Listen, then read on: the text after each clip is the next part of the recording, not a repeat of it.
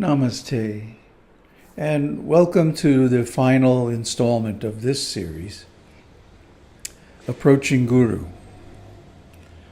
This is the fifth, so I think by now all the non-serious people are gone.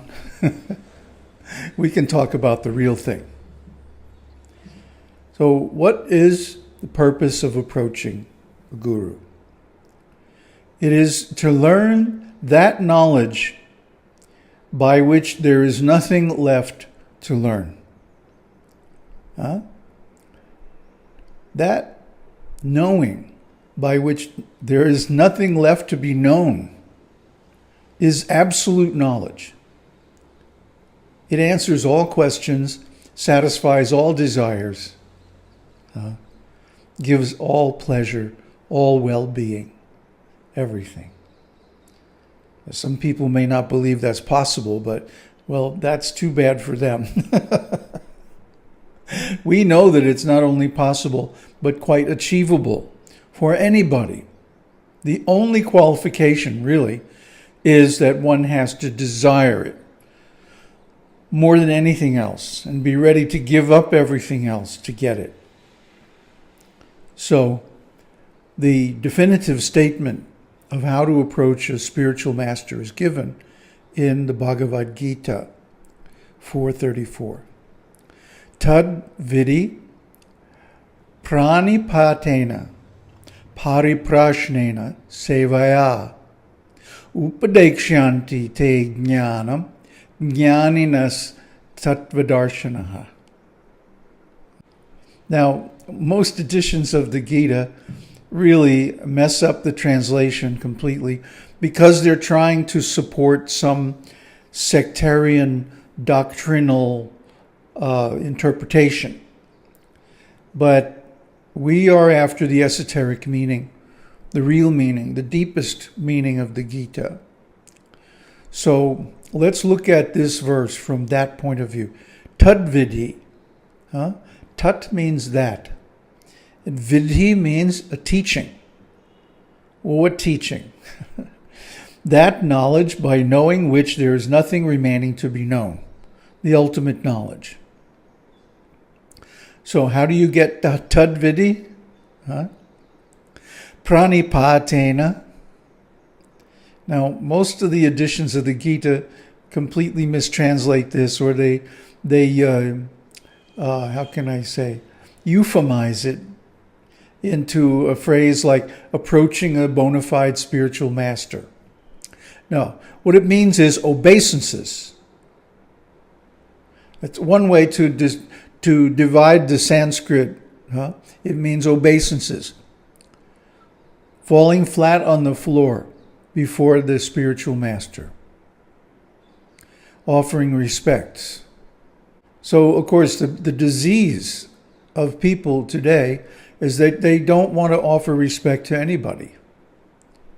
And because of that, even if they get the chance to approach a spiritual master, they blow it by not offering respect. I've mentioned several times in the previous videos, people email me like I'm their Facebook buddy or something like that. I'm not. I'm in a different position. I have attained that knowledge, tad viddhi. We'll get to that at the end of the verse.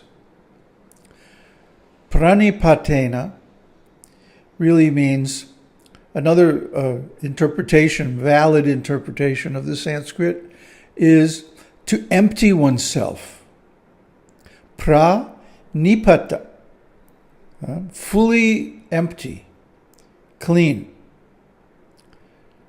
There's a saying, you have to empty your cup before you can receive the teaching from the Guru. We went over that back in the Buddhist days, where this one scholar went to some famous Zen teacher. And the Zen teacher took one look at him and said, "Oh boy, this guy is a case." And he said, "Well, before we talk, why don't you have a cup of tea?" So he served the cup, And then he began to pour the tea into the cup. And he kept pouring and kept pouring and kept until it overflowed all over the saucer, all over the floor. And the scholar is going, no, wait, it's too full. You can't put any more. So then the Zen master says, yes, just like you come here with your mind full. How can I give you anything? There's no room. Huh? The Native Americans have a saying, no room in the head. You have to have some room in the head to approach a spiritual master. If you're full of your own opinions, your own so-called knowledge, and so on, it won't do any good. You're wasting your time.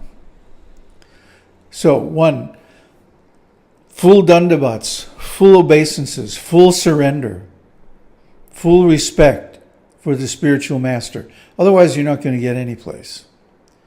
And 2, empty yourself so that you can be filled. Know that you know nothing. That was Socrates' great insight. He said, I only know that I know nothing. And I feel the same way. I know nothing. I know that I'm very, very certain that I know nothing.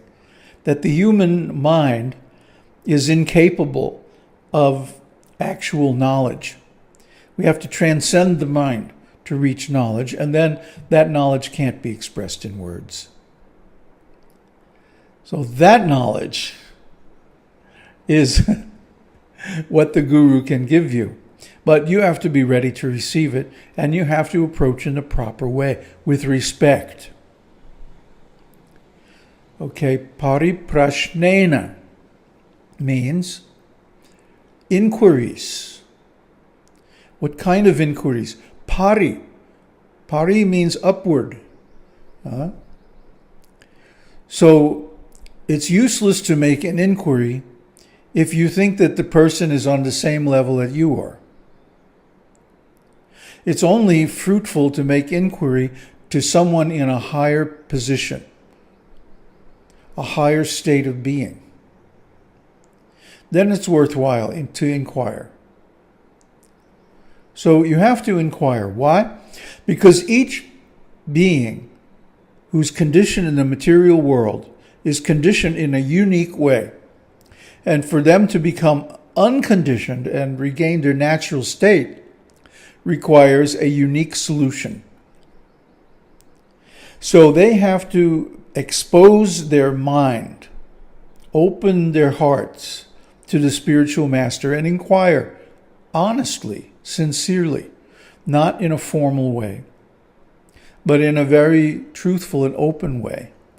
That really, I don't get it, I don't see why this is so and why you're teaching like that and so on. And then listen with patience to the guru's reply. He'll explain everything, but again, you have to be open to receive it. And finally, sevayā. Sevayā means by service. Don't come empty-handed to the guru. Come empty-minded, but not empty-handed. Offer something. And it's up to you. The guru can't demand anything, especially not in the beginning. It's up to you to offer voluntarily. Some people teach what they call Bhakti-yoga. And it's full of rules, regulations, rituals, rites, all kinds of forms, formal forms, rigid forms. That's not bhakti. That's karma. Karma yoga. It's very necessary. It's very nice. And it gives great benefits. But let's be honest, it's not bhakti. Bhakti means love. And love has to be spontaneous. There's no way that you can get together with a friend and say, okay, we're going to get together at 8 o'clock and we're going to love each other. It's just the very sound of it is ridiculous, isn't it? Love cannot be legislated. It cannot be planned. It cannot be booked. It has to be spontaneous, coming from the heart. Only then it's authentic love. So the offering to the spiritual master has to be spontaneous, to be authentic. Huh? Upadekṣyanti te jñānaṁ. He, the guru, can give you that ultimate knowledge. Upadesh, the great teaching. Why or how? Because Tattva-darśinaḥ. Upadekṣyanti te jñānaṁ. Jñāninas Tattva-darśinaḥ. Not just anybody. Not just a formal religious figure or somebody with a position in an organization or somebody with an effective PR team.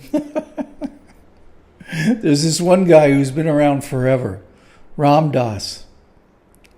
And this guy has got the PR thing down.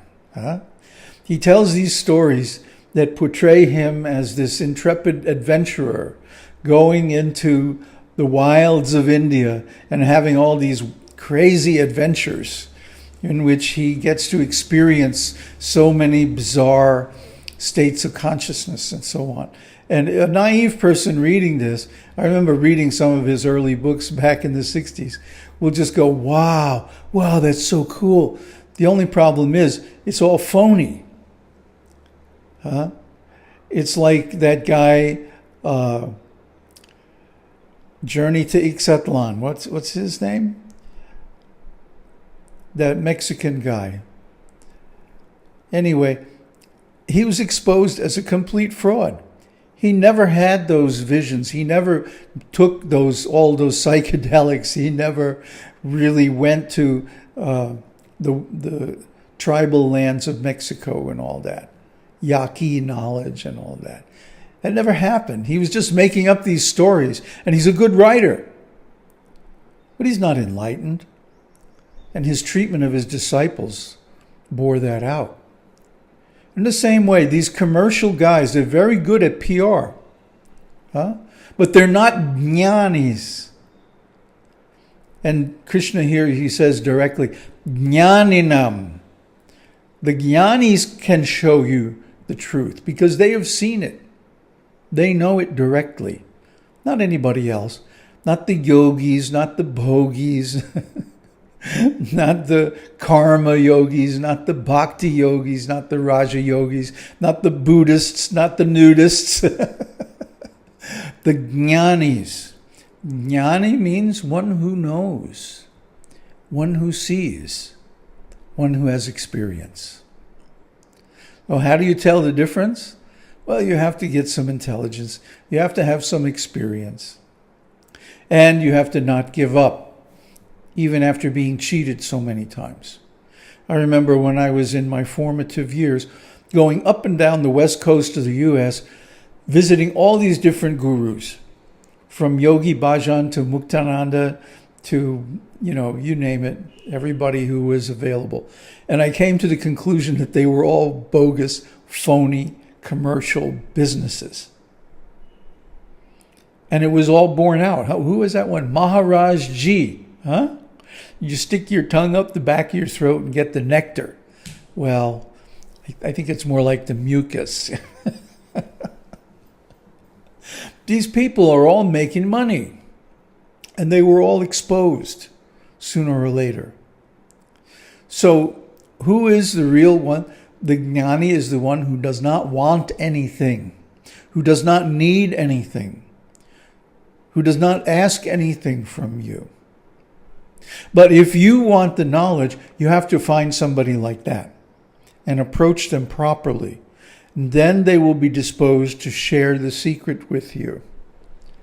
Otherwise, why should they bother?